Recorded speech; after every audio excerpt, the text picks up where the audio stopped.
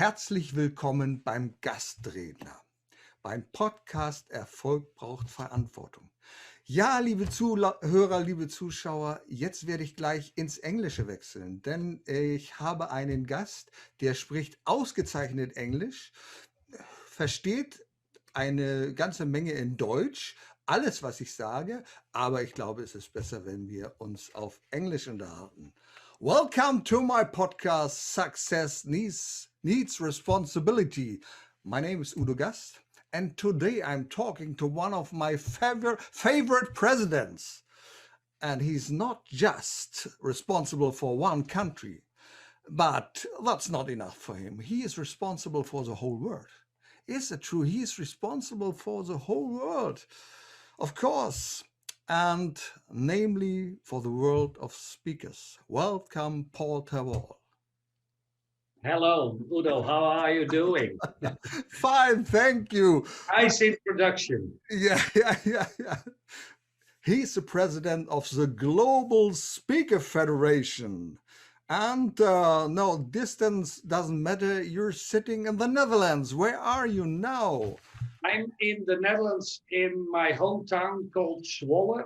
Zwolle, yes. I And heard about a Zwolle. lot of people know it when they go to Arnhem and they go to the north to the Wadden Islands. They will pass Zwolle. Ah, yeah. Okay. So, Okay. And now the first topic. The listeners will think, what the hell is the Global Speaker Federation? Can you please explain it to us? yeah, it is quite simple. The point is every country or group of countries have their own speakers association. A lot of people know Toastmasters. Those are the speakers who work inside companies and are speaking about their company. And you have professional speakers, the ones that earn money with being on stage. So whether you do a presentation on a big stage or you do workshops or webinars nowadays, and I call them e-workshops because that sells better. So electronic workshops, and we do them like this. But if you speak and you can earn money with it, you can become a professional speaker.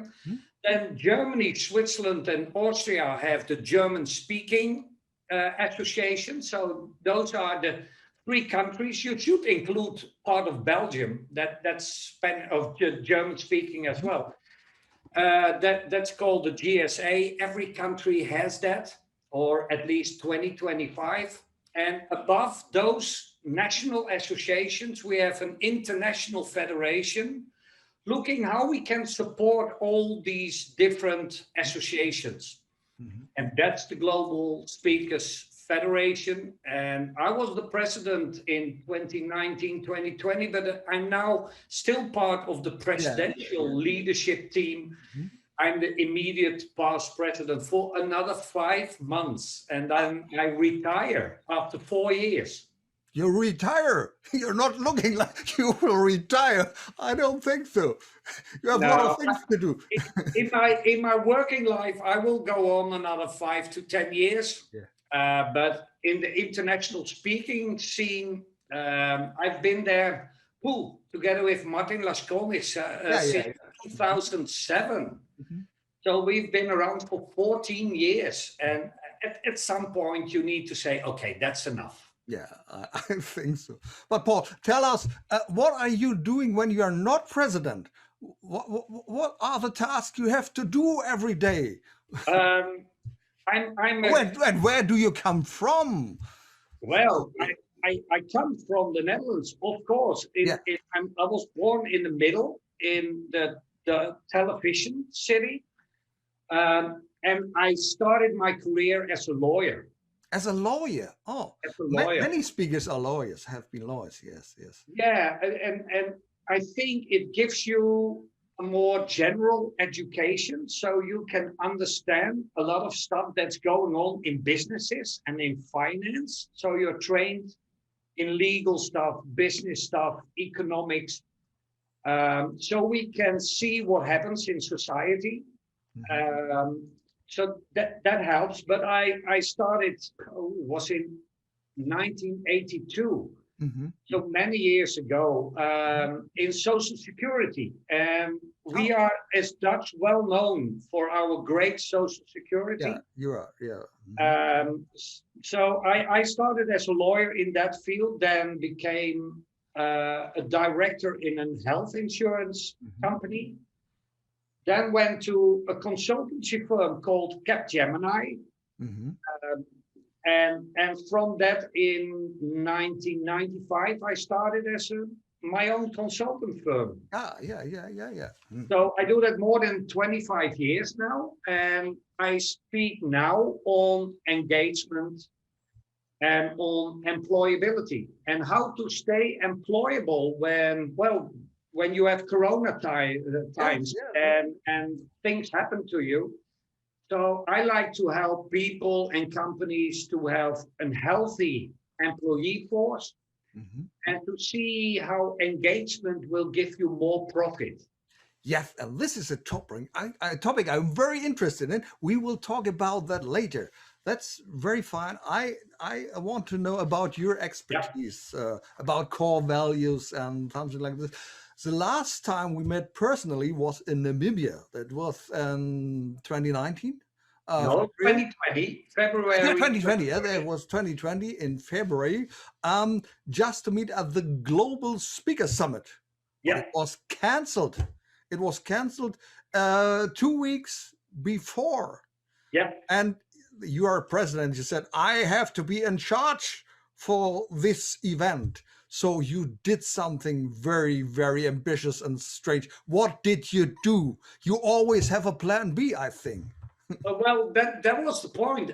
When we heard beginning of February that the organizing committee decided, and they had a future view. They say COVID-19 is coming all over the world, but they were 6 months too early for Namibia.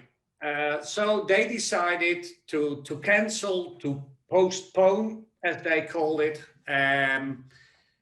Finally, it was one guy doing it all. And then I spoke with some people in Southern Africa, Mike Hancock, Landy Jack, and they said, oh, are you okay that we organize a Plan B? And that's what we call it, the Plan B Summit. So we didn't have a Global Speakers Summit. We had a Plan B Summit in the same hotel, in the same venue, with the same speakers and the same people, but much cheaper. And perhaps more inspirational. There were so many good speakers I could watch, and so many ideas. That was wonderful. And from now, COVID-19 has changed the speaker world. There are no live events all right now. What had happened in the last year, and how has the speaker world changed? What do you think? Oh, first of all, change is always there. Yeah. But now we got forced by something from the outside. So the first couple of weeks, and for some months, and for some even now, it's terrifying what happens because you're no longer in control. Yeah. So I think that was the main issue for a lot of speakers as well. You were booked in your calendar. You had great money coming in for some. Some people say so. Some people say so. Some people still have it when they are online doing. No, we had to transform from traveling to a convention hall, a hotel, to staying in your room, transforming your bedroom into a studio, and pretending that you were in a live studio of television or radio, and speaking to your customer that way. For me, as also doing a lot of workshops in smaller groups, that was more difficult because I interact a lot. So I move towards people and I talk with them, have interviews. And now it was suddenly flat. And you didn't feel that emotion that energy. So we had to transfer a speaker, and I think it's a great idea. Yeah. Because sometimes we talk about environmental stuff and clean air, and we want to act against pollution, but we were flying all over the world. So, and now we can't. When the Netherlands went in lockdown, I was in Australia. Yes, I read about this on Facebook. You posted everything. Yes. Oh yeah, but because people like to see what the president is doing. And I was there at the Australian Speakers Association convention. And at the day I had to speak and represent the federation, Australia said in 2 days' time, we will go in lockdown. Okay. And I thought, oh my goodness, I'm still here. And I was there with a Dutch colleague, and she could arrange to travel back home earlier, but it cost a lot of time and money. And I decided to stay and wait till my flight to go. And that was 1 week later. And I had a lot of fun in Australia with friends. It's a nice country, yeah. But the point is, you get adjusted to the fact that you can't travel. And if you accept it, and that's with all change, if you can accept that there is change, then you can respond to it in a more active, proactive way. And that's what you see by a lot of speakers who change their career, are doing workshops, webinars, e-workshops. So it is changed. Will it stay this way forever? I'm not sure.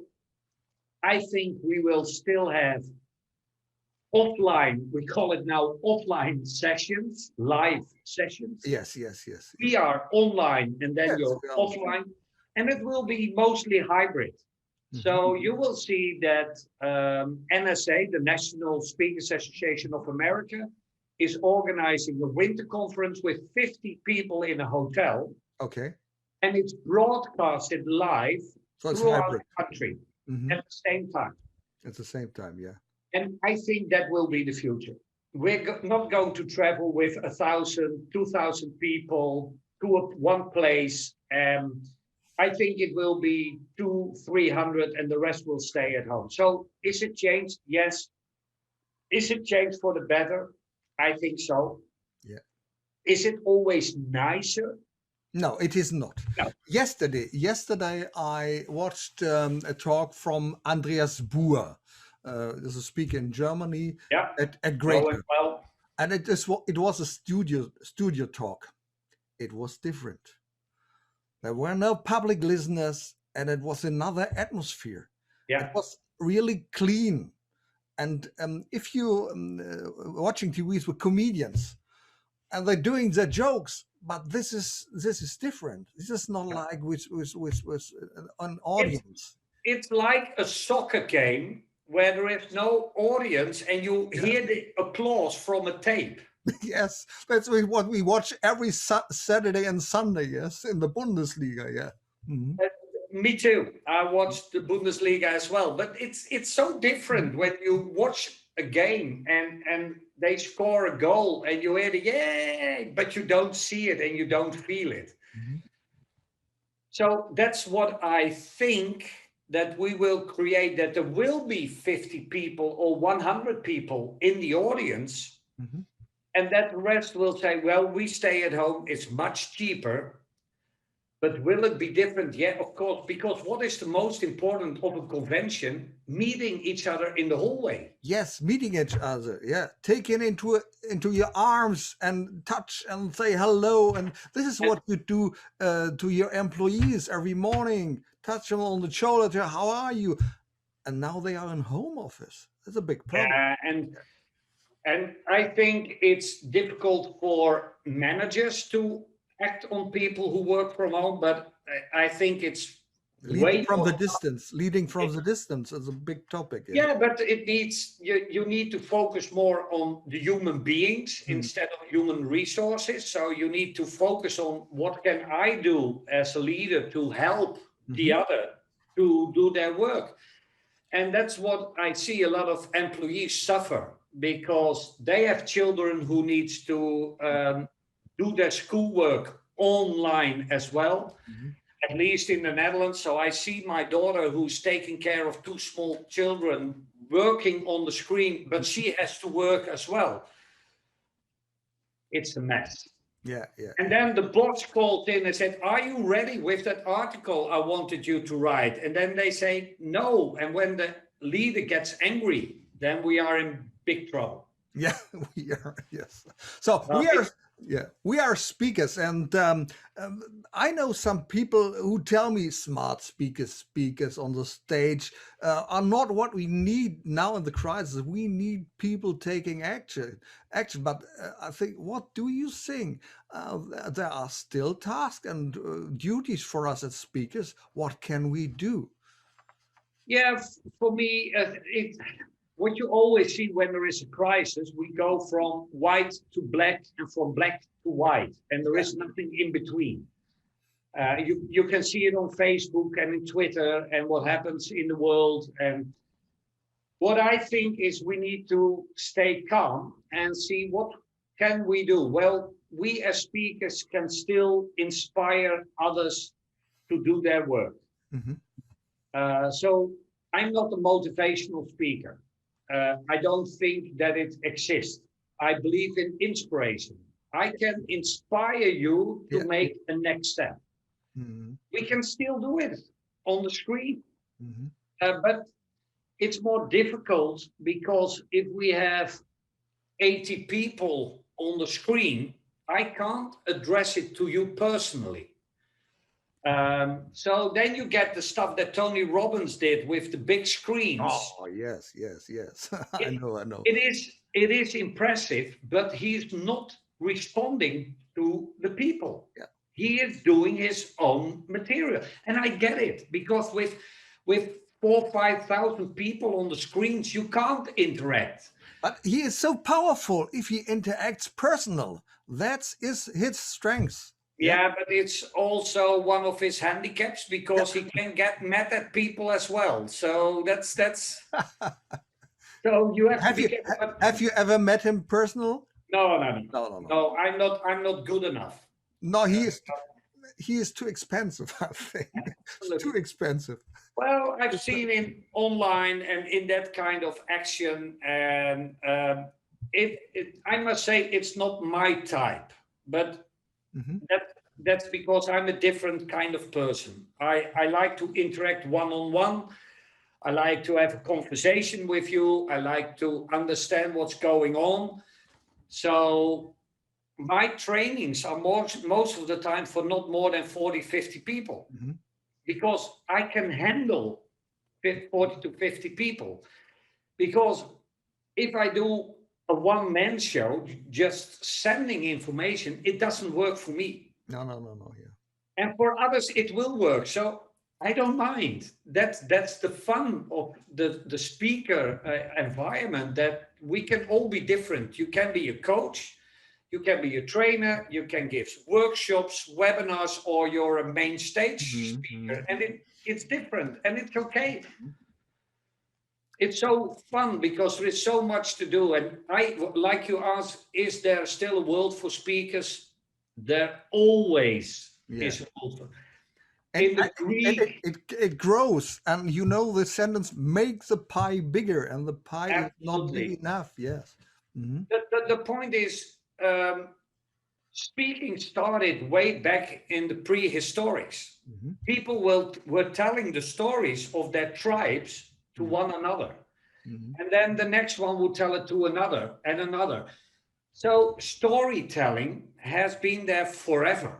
Yeah, of course. And we are storytellers as long as we know what we talk about.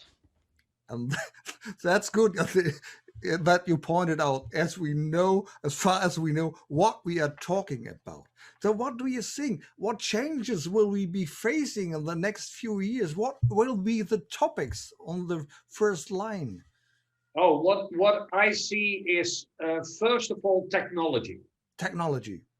Digitalization also. Because due to COVID, we have to change much quicker in using technology and robots in getting things done Mhm. because we can't have too much people together. So we will, in healthcare, using robots will go fast now because we have seen what it is if we can't do it with people. So we need to replace uh, employees, people with robots to do the basic stuff. Mhm. And to the human stuff, we need doctors and nurses and well-trained coaches to help the people. So that will change first.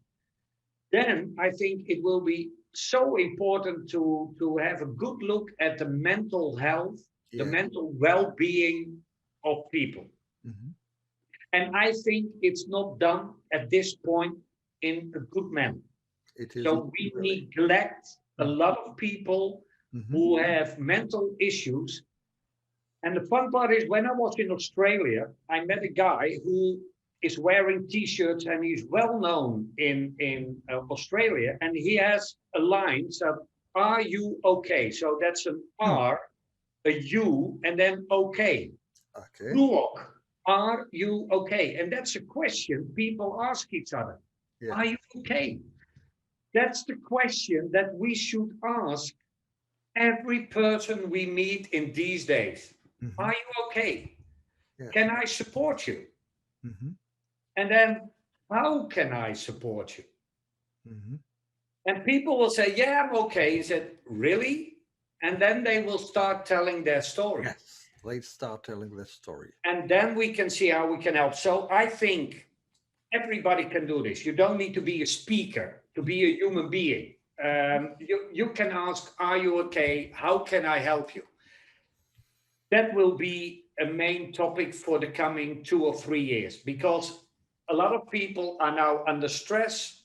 They keep on going because they need to for their income and for their family. And when it's getting better, so in 2022, a lot of them will drop down. Mm. And then we need to be there and just ask the question, are you okay? You're so right, because I think we are speakers, but we should not only speak. First, we should listen. This is why we have 2 ears and only one mouth. First, listen, and then think and act, and Absolutely. talk about your wisdom, about your experience, what you have, and this Yeah. is so important. And many of speakers I know are first speakers, giving out everything, but they don't listen to the people. Yeah. What concerns the people in this moment in the home office, and the people are um, acting different now. Absolutely. Yeah. I was connected by a webinar company that they publish a lot of webinars, so 5 or 10 per day.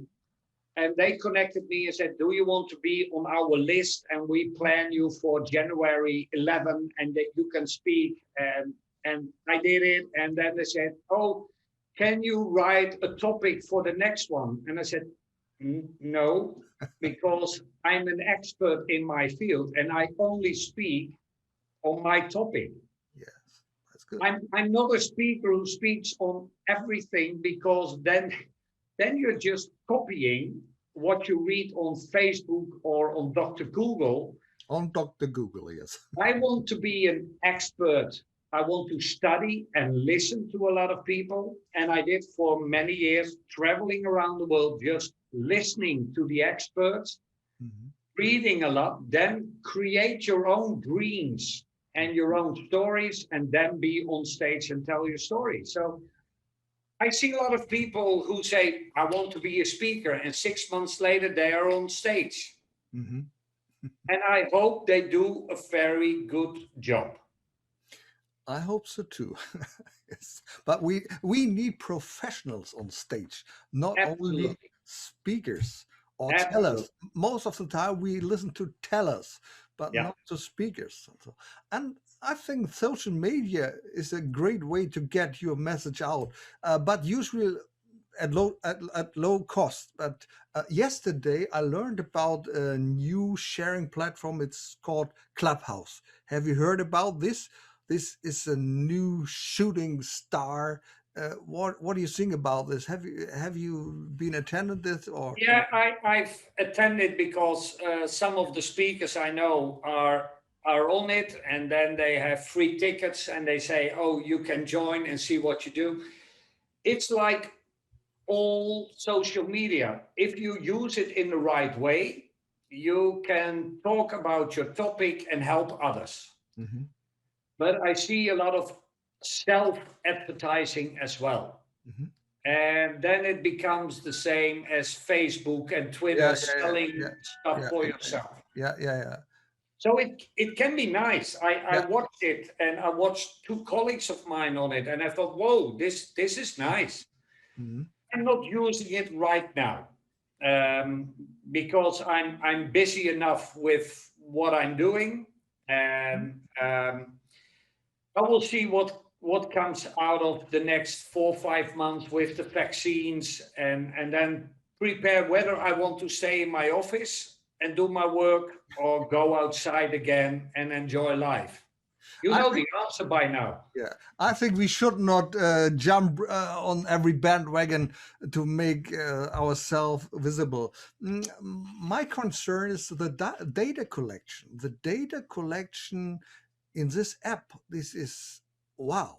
It's obvious. Yeah, We have a DSGVO against data collection, and there are so many data collecting, analyzing voices, analyzing things you say.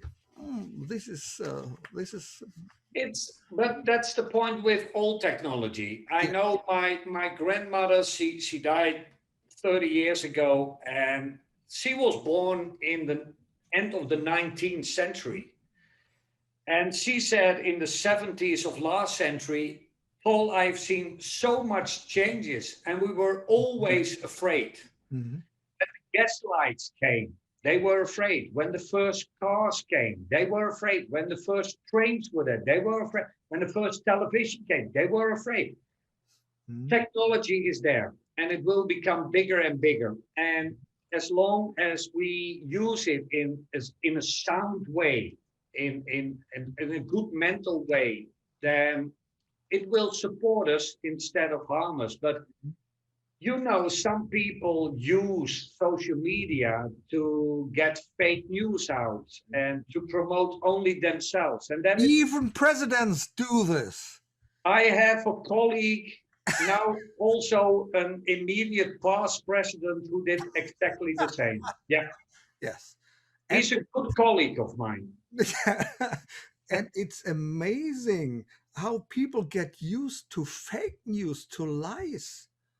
They take it well, they take it serious. Those Yeah, but you know it as well. If we were on stage and we, let's take Namibia.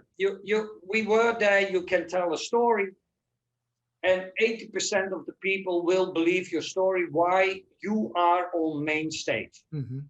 So we are important because we are on main stage. People will believe it. So Mhm. even if you lie on a normal stage, people will believe it. The same with social media, people will believe it. So, like you said, we need to listen more carefully to what is said, then research where does it come from.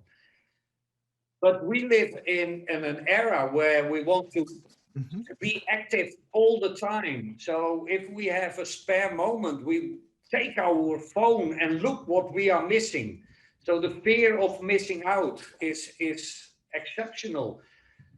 But we will find ways to get quiet again and get bored again. I love it to have afternoons where I have to do nothing. Yeah. That's amazing. And if Just we walk. Mhm. And when we listen, we always should keep an independent mind. What do you think about independent mind? You and other guys wrote a book about independent mind, expert ideas. Paul, tell us about this. What It did was it was so much fun because when you read the tagline yeah, on the backside, yeah, it said, "We are living in extraordinary times." yeah. We wrote it in December 2019. We didn't know about COVID. Oh, yes, yes, yes. So even then we thought these are special times. And we can only repeat that sentence. So I totally agree. We need to listen to a story, reflect on it, research it, and then give an opinion. And you and I know, and a lot of the listeners and watchers will know, that's not what we used to do. It's we hear something, we have an opinion, and we put it in social media instead of looking at it, thinking, sounds interesting. Let's see, and then wait 24 hours and then respond. And that's what I do. If I read something that triggers me, even when I'm happy or angry about it, then I wait 24 hours. Most of the time, that news is removed by then, so I can't respond. So that's good. Or I will give my opinion, say, well, I've been thinking about what you said, and then respond. And I think that should be the way, that by saying, I was thinking about, then you listen, you reflect, and then you act. And I think that would be wise if we do it more, and at least as speakers, because we are the storytellers. So we need to be the great examples to the world. People pay us to be wise women and men. I think more women are wise, but hey, that's why I call them wise women and men. So then some people will be happy with me after saying this. But that's the point. We are trained to respond immediately. And I don't think that's a good idea. Yes. First check and then respond. Yes. Think about Absolutely. it. Yeah. As speakers, we should always be emotional on stage, and we should be emotional at our workplace. And another expert theme of you is happiness makes money.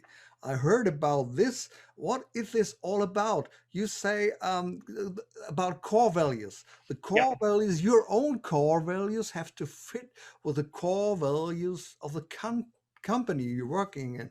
Yeah. What is this all Well, about? I must say, I started working on sick leave. And in the Netherlands, you get paid 2 years when you're sick, so your employer keeps paying you. Why? We want you to come back and work for us again. And what I saw is that there was a higher percentage of sick leave than the true medical sick leave. So above the medical sick leave, there is something that we call culture or leadership or organization. And what you see at some points, people are stepping down because they can't handle the work atmosphere anymore. And we call it bore out or burnout. Yes, yes. So 15 people or 15% of the employees have a burnout. Well, they don't have it. They have burnout complaints. Yes. And what I I agree. researched with people like Sam Silverstein and others in the world is that we all have our core values. And Sam Silverstein calls them the non-negotiables. The things you can never negotiate about. That's you. That's what's in your stomach, in your back belly. Yeah. And if you work in an environment that becomes toxic to you, then you get burnout complaints. So what I like to do is to work with people to get to know their purpose. Aristotle said it, and Simon Sinek is copying him. Yes. It's about the purpose. It's what do I want? What makes me trigger? What is the thing that makes me really work? What makes me tick, as you can call it? So what is it that helps you to feel happy when you're working? And so I created a system. It's based on the job demand resources. You have demand in your work, but you also have resources in your personal life and in your work. And there needs to be a positive balance. You need to have more energy than it costs. Mhm. That's called engagement. Yeah. The simple definition of engagement is you go to your work with a lot of energy and you go home with even more. Oh, that is what most of the bosses like. Yeah. Yeah. So, Okay. and you can only create energy at your work if the core values of you as a person and those of the company are aligned. They don't need to be the same, but there doesn't need to be conflict. You need to be in alignment. Then it will be fun. And Gallup and others have researched it worldwide. Arnold Bakker, a Dutch professor, is doing it as well. And we see that if you transfer engagement into happiness and then the real life happiness, you will be more successful. Mhm. So you will be much more effective. You will make less mistakes. Your sick leave will drop with 40% in your company. So a lot of good stuff can happen if we aren't hitting people with a stick, but give them a true carrot. If we really help them to be in a right working place, and then happiness makes money. Core values will create more profitability in the lives of the employees and in the company. And that's what I try to convince companies to look at the well-being of people. That's all it is. It's not that special. I think the first step is to know your core values. Most of Yeah. the people don't know their core values. I know my core values very well. It's responsibility, it's confidence, make contribution, it's humor. Uh, those are my first four core values. Most of the people don't know what they're doing. And if you ask them, you're going to work, what? Yeah, I have to earn money. That's your Well, core value? That's not a core value. This is what. no, but I don't mind.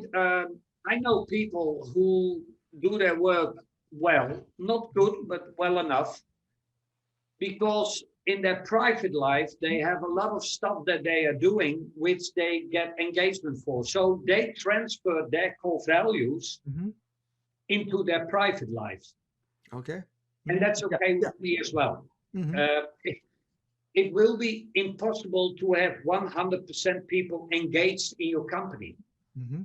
I think that will be terrible. All those energized people running around. Yeah. So Yes. you need people who do the job and still do it responsibly, carefully, without hurting others. That can be the core values that they have in their work. And I agree, a lot of people never thought about their core values. Mhm. Um, that's because it is difficult.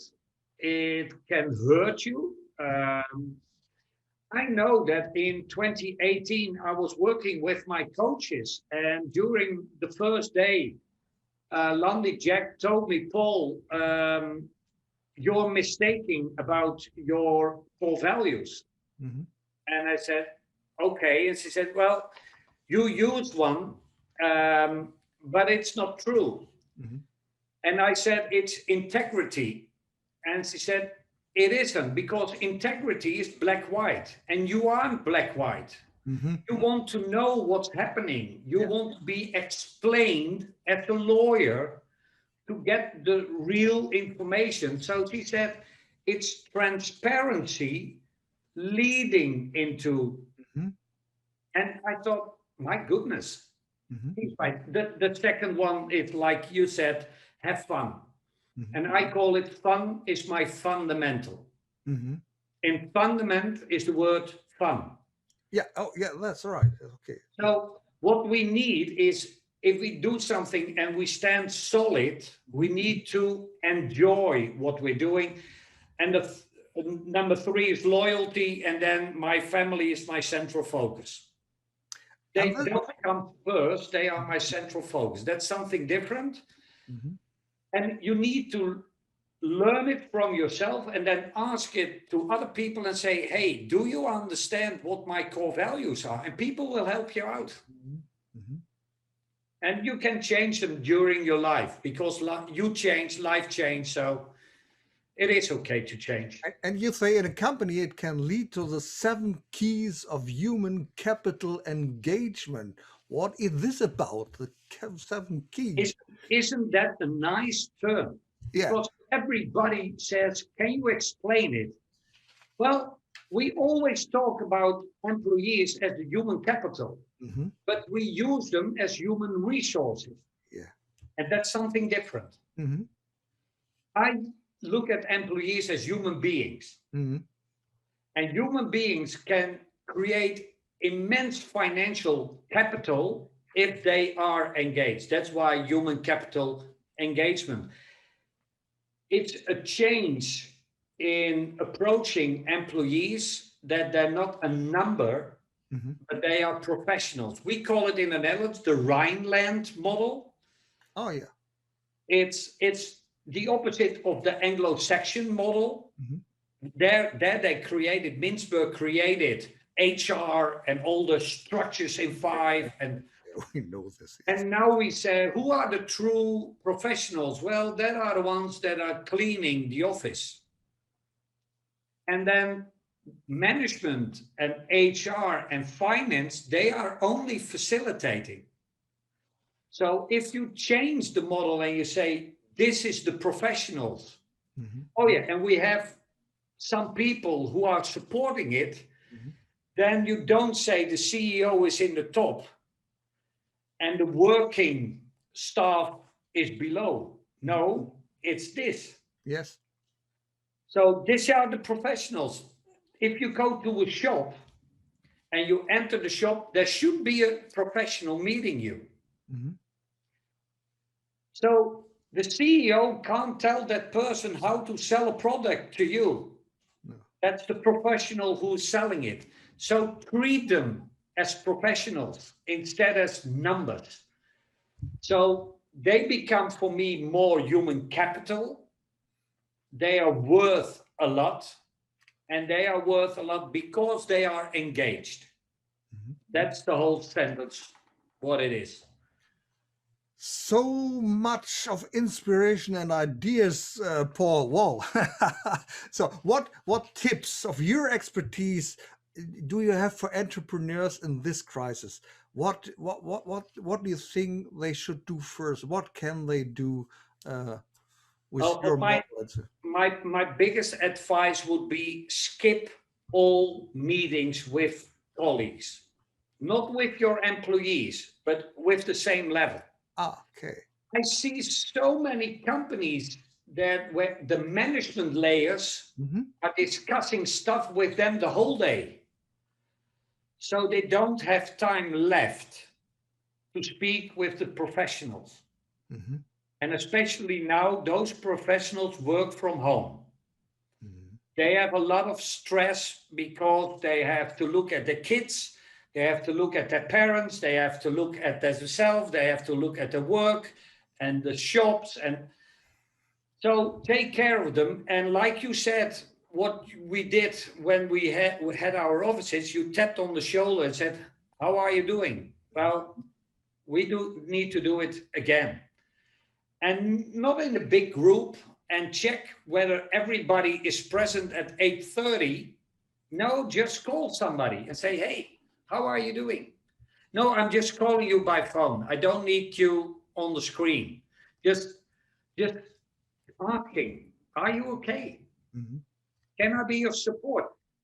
A manager needs to become a leader, and leaders are supporting the professionals. So skip all those bloody meetings because I talked to a director this morning and he said he was fixed 5 days a week from 8 a.m. till 6 p.m. in meetings. Oh my God. He had 20 minutes to eat his Incredible. sandwich. Hmm. Exactly. How can you serve your professionals if you're only online in MS Teams or Zoom or whatever, talking to your same colleagues. And then they said, yeah, but it's necessary for the budget and it's necessary for. No, you have professionals for the budget. And that professional comes to you and say, hey, Paul, this is the budget for you for 2021. Will this work for you? I said, I have no idea because life changes now by the minute. Yes, it changes by So That's make right. it a 70% sure. And of course, I try to stick in it. But hey, if shit happens, I will step outside. So take your time for the professionals. That's the only thing we need to do because then the professionals will take care of us. That's my message. Paul, so much worthful content. One last question. You're a visionary. You're a visionary. What are your visions or your goals for the next times you want to share with us? Well, what I do more and more is promote that Rhineland model. Mhm. It's made by Dutch people, but it's been used in Germany for centuries. That's the way our culture is built. That we have a professional and we support a professional. What we did do is take over the American way of organizing, and now we are in a mixed zone. Get back to that old situation with the guilders that we had the professionals together, the bakeries, the butchers and the carpenters, and they were united. And you had the top, the ones who were co-trained, and the learners. We need to go back to that Middle Ages, not in our culture, but in our organizing ways. Support professionals, see how you can serve the professional. That's what I'm going to tell in the coming 1.5, 2 years, because I think we need to learn from that message. Dear Paul, thank you so much for this inspirational, a lot of content you had for me. Thank you for the time you shared with me and with our listeners. I hope to see you again soon personal, not only on the screen. It was a pleasure to talk to you. And please keep healthy and strong again. To you as well, stay safe, stay healthy, and I hope to meet you in September in Düsseldorf at the GSA convention. This is what we are waiting for. Personal Absolutely. contact. Thank you very Okay. much. Thank you, Udo. See you. Bye-bye. See you. Bye.